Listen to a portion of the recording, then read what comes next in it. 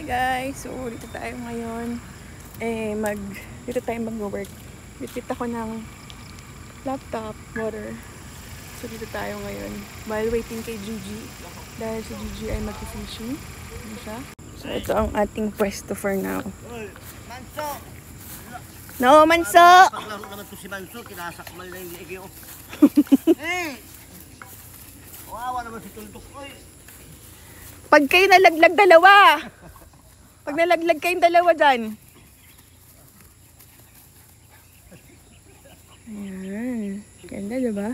Ayan, this is our view for today. Ganda, diba? So, ayan, dala ko syempre ang ating chart. Ayan, dito tayo magma-market outlook. Sige. So, just an hour ago ata, ayan, just an hour ago, during the London session, bigla na namang nagkaroon ng massive drop si gold for like 1,200 pips. Instant, di ba? Ganun kalala si gold. It's just a matter of like less than 4 hours ata. Bumagsak siya. So, ayan siya. Ayan, bigla siyang bumagsak. So, kung tignan sa 1 hour time frame, ayan. So, ngayon, we're looking at double top here, diba? Magkakaroon ng double top. So, ang neckline natin would be somewhere here. Ngayon, if ito, i-break niya to, this one, 4271, itong area na to, itong 4221, kapag ito binrake niya, then officially, we have double top. And alam niyo naman, kapag nagkakaroon ng double top, ang potential na mangyari sa market would be bearish. So, magkakaroon ng pagbagsak. Diba, last time nagkaroon tayo ng content about this, hindi niya pa rin tinatamaan tong golden zone. That is why we're still a bit skeptical about gold. Na magtutuloy-tuloy siya mag-akyat kasi potentially, there's a high chance na babalikan niya muna yung golden zone dito. You know. Pero let's see. Hindi natin masabi. Alam niyo naman ang gold, napaka-kulit niyan. Napaka-lakas ng toyo niyan, diba? Tingnan naman natin ang anong gusto nyo? BTC? Sige, tingnan natin BTC ah. Bumagsak ang BTC eh. 107 na naman siya oh. Grabe.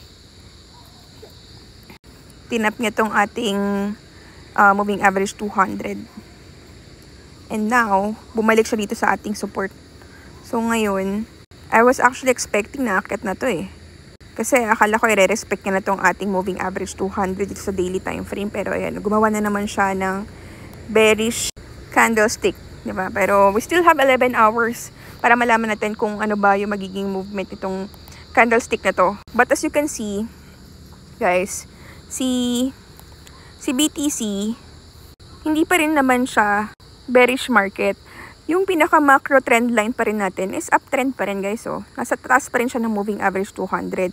So, hanggat itong si BTC USD hindi niya binabasag itong moving average 200 na to, then bullish pa rin talaga si BTC. So for those people who are saying na nagkakaroon ng market crash or bearish na si BTC, that is because of this micro trend line natin dito.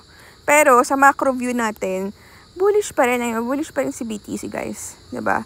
Actually, this is a very good potential na actually makapag-buy. Kung makahanap lang talaga tayo ng maganda-gandang confluence dito na makapag-buy, then this is a very good area to buy.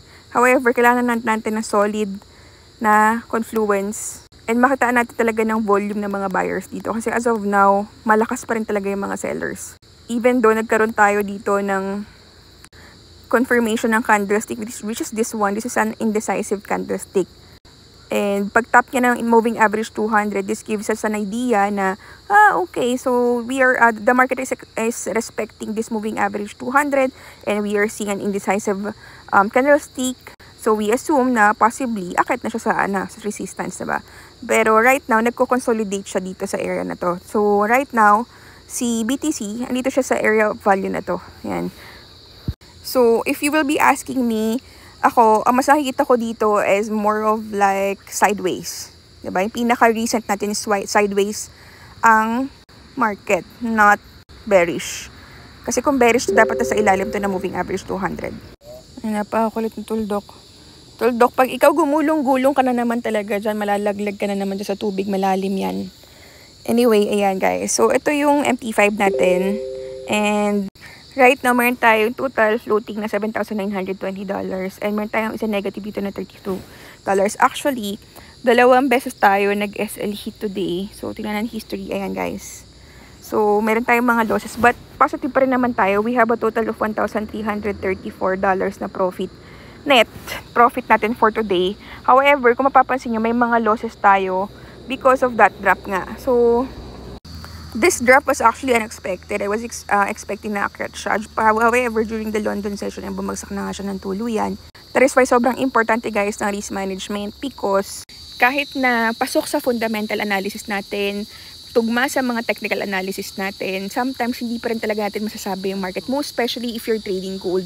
Kasi when you're trading gold, it's like sobrang may mga days na predictable siya, may mga days na unpredictable siya.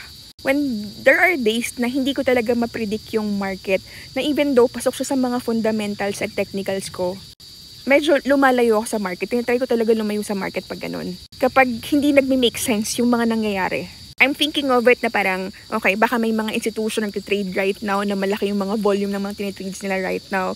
That is why nagkakaroon ng ganitong kawirduhan sa market. So, ganun ang iniisip ko. O kapag ganun, medyo lumayo tayo, magpahinga tayo, or babaan lang natin yung lot size natin. Kasi Asian session pa lang, London session pa lang, makikita mo na weird, kakaiba yung galaw ng gold.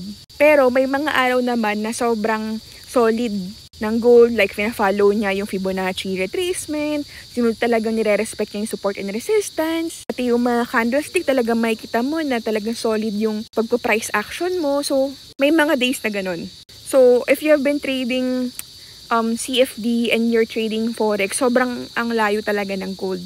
Pero kasi, for those people na talagang gusto ng malakihang kita, mabilisang kita, or mag-scalp, si gold talaga yung pinaka-perfect na asset kasi nga, sobrang volatile niya. Na to the point, like ngayon lang 1,200 pips ang ginalaw niya in less than 4 hours. So imagine niyo if you were able to catch that pips, diba? So talagang ang laki ng potential income mo dito. However, the key here is risk management talaga. Kasi at the end of the day, we will never be able to predict the market 100%.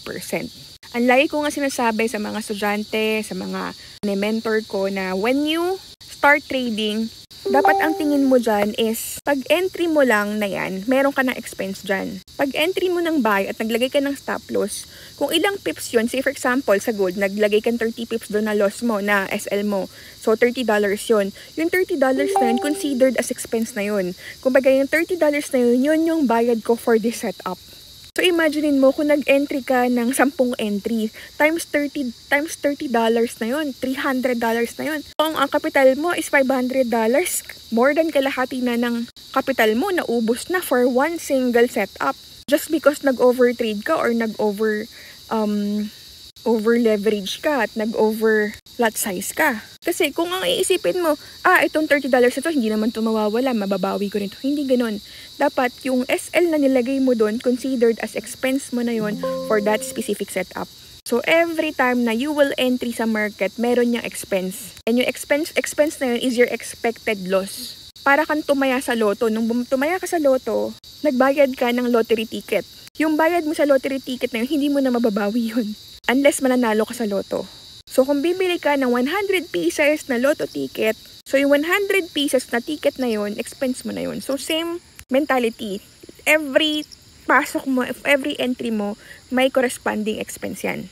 Sometimes kasi, madalas, ang mentality ng mga traders, yung mga traders, ang iniisip nila, okay, I know the risk, I understand the risk. The question is, do you accept the risk? Kasi magkaiba yung alam mo lang yung risk, so tinatanggap mo kung ano yung possible risk.